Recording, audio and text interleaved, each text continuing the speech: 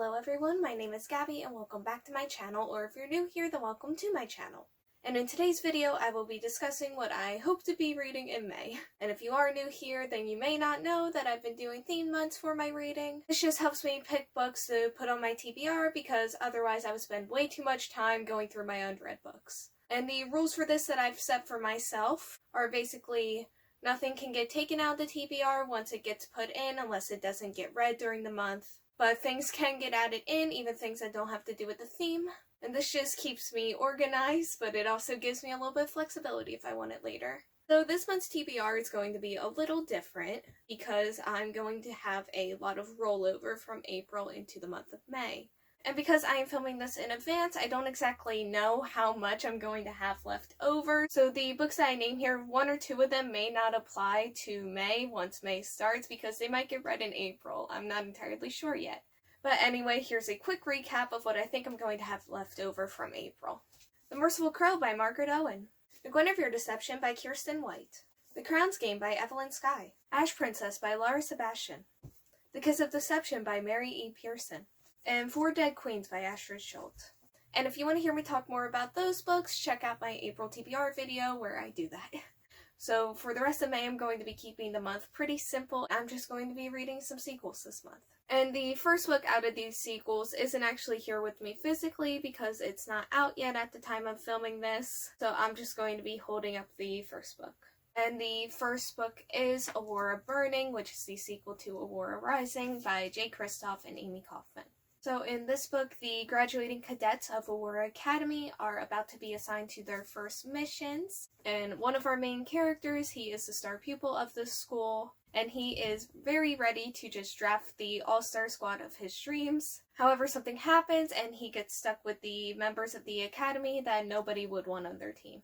Also on his team is this girl that he rescued, and she could be the catalyst for a war that has been in the making for a very long time, and their whole squad just gets completely wrapped up into that. So Aurora Rising was a very fun book for me. If you've been on my channel before, then you may know that DC's Legends of Tomorrow is my favorite show of all time, and when I first heard the premise for this book, it really reminded me of that, which is why I picked it up in the first place. And this book also introduced me to J. Kristoff as a writer. Maybe without this book, I wouldn't have been so eager to pick up the Nevernight Chronicles, and those are some of my favorite books ever. So yeah, I have a lot of fond memories associated with this. It was a super fun time. I am very excited for book 2, although I'm a little nervous because I actually really don't like any of the romances in here. So if the second book's romance heavy, I might not have that good of a time with it, but we'll see. And the rest of these books are just in alphabetical order, and the first book is Armistice by Lara Elena Donnelly, and this is the sequel to Amberlough. So Amberlough is a city where a political coup is about to happen, and our three main characters, one is a spy, one is a dancer, and one is a smuggler, and they all get wrapped up into that coup. I really enjoyed Amberlough when I first read it, but honestly I feel like if I go any longer without reading the second book, I'm going to forget all about it, and I don't feel like doing a reread. So this is here.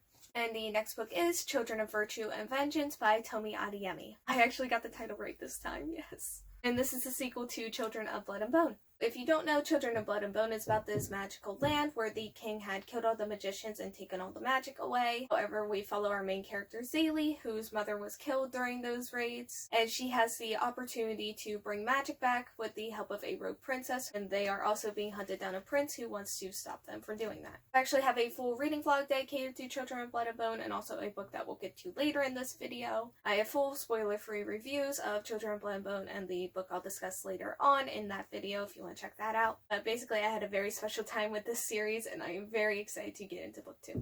And my next book is King of Fools by Amanda Foody, and this is the sequel to ASA Shades. And ASA Shades, it's about the city of Sin, and our main character, who is not from there, but her mother disappears in that city. So our main character goes over there to investigate her disappearance. We also follow another character, and he is a street lord. He is dealing with problems of his own within the city, and him and the main character strike up an alliance to help each other deal with their problems. And there's a lot of like cabarets and casinos and card playing and stuff like that.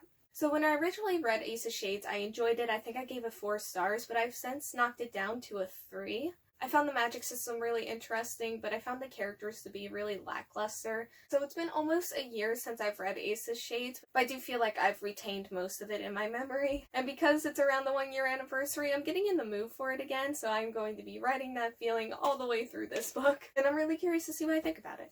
And the last book of my May TBR is Windwitch by Susan Dennard, and this is the sequel to Truthwitch. So Truthwitch is actually the other book that I have in that vlog with Children of Blood and Bone. So Truthwitch is about 2 witches. One is a Truthwitch, which means she can tell when somebody's lying or telling the truth, and the other is a Threadwitch, which means she can see the ties that bind everything and everyone together. The Truthwitch is a very rare type of witch, and if she was ever found out to be a Truthwitch, the empires would try to use her in their political maneuverings. So these 2 witches, they are best friends, they just want to live their lives together and be free from that. However, they get swept up into the upcoming war, and the story goes from there. I had a really great time with it. I love the characters and the world, and I am very excited to get back into it and see where it all goes.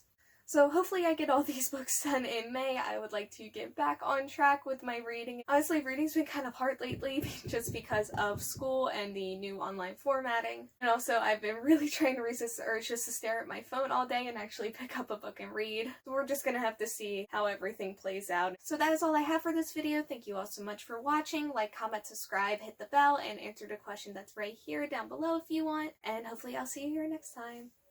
Bye!